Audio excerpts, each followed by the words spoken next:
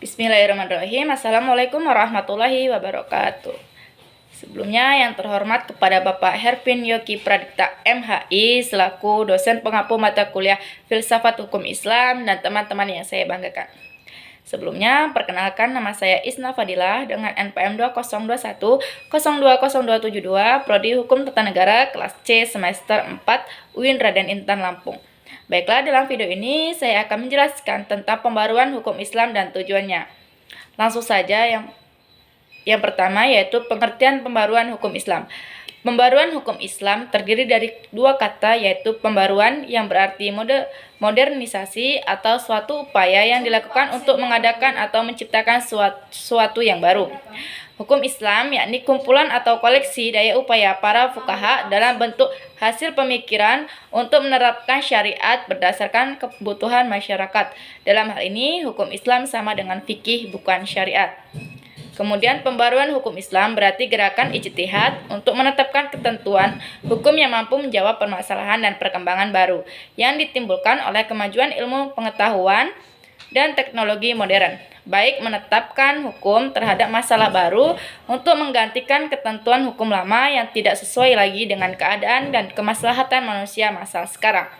Yang dimaksud dengan ketentuan hukum di sini adalah ketentuan hukum Islam kategori fikih yang merupakan hasil ijtihad para ulama, bukan ketentuan hukum Islam kategori syariat. Kemudian yang selanjutnya pengertian ijtihad. Ijtihad adalah salah satu wacana dalam pembaruan. Secara terminologi, ijtihad adalah mengarahkan seluruh kemampuan dan usaha dalam mencari hukum syariat. Kata ijtihad hanya digunakan pada usaha yang memerlukan pengarahan tenaga semaksimal mungkin demi sebuah tujuan.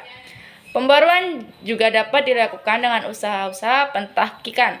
Dengan usaha pentahqiqan ini akan terlihat keaslian dan kemurnian ajaran Islam. Cara ini lebih mudah dibandingkan dengan ijtihad, meskipun cara ini barangkali termasuk dalam wilayah ijtihad. Dikatakan lebih mudah karena hanya mengoreksi sebuah pendapat, akan lebih mudah lagi bila kita memiliki fasilitas di atas. Gerakan mendobrak taktik dan menghidupkan kembali ijtihad untuk mengembangkan hukum Islam disebut gerakan pembaruan hukum Islam. Sebab gerakan itu untuk menetapkan ketentuan hukum yang mampu menjawab permasalahan dan perkembangan baru yang ditimbulkan oleh kemajuan ilmu pengetahuan dan teknologi modern. Kemudian, menetapkan ketentuan hukum yang mampu menjawab permasalahan dan perkembangan baru itu mengandung dua unsur. Yang pertama, menetapkan hukum terhadap masalah-masalah baru yang belum ada ketentuan hukumnya seperti bayi tabung. Yang kedua, menetapkan atau mencari ketentuan hukum baru bagi sesuatu yang sudah ada ketentuan hukumnya, tetapi tidak sesuai lagi dengan keadaan dan kemaslahatan manusia masa sekarang. Contohnya, ijtihad ulama sekarang ini telah memperbolehkan perempuan menjadi pemimpin atau kepala negara. Padahal ijtihad ulama terdahulu menetapkan bahwa perempuan tidak boleh menjadi pemimpin atau kepala negara. Yang selanjutnya ada tujuan pembaruan hukum Islam. Pembaruan hukum Islam merupakan suatu keharusan bahkan kewajiban yang mutlak. Pembaruan atau modernisasi berarti berpikir dan bekerja menurut fitrah atau sunnatullah yang hak. Sunnatullah telah mengejawantahkan dirinya dalam hukum alam. Maka untuk menjadi modern, manusia harus mengerti terlebih dahulu hukum yang berlaku dalam alam itu.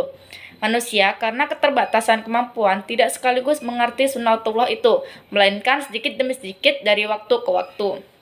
Sejak awal hukum Islam sebenarnya tidak memiliki tujuan lain kecuali kemaslahatan atau keadilan manusia. Ungkapan bahwa hukum Islam dicananglah demi kebahagiaan manusia lahir batin dan duniawi ukhrawi, sepenuhnya mencerminkan kemaslahatan manusia.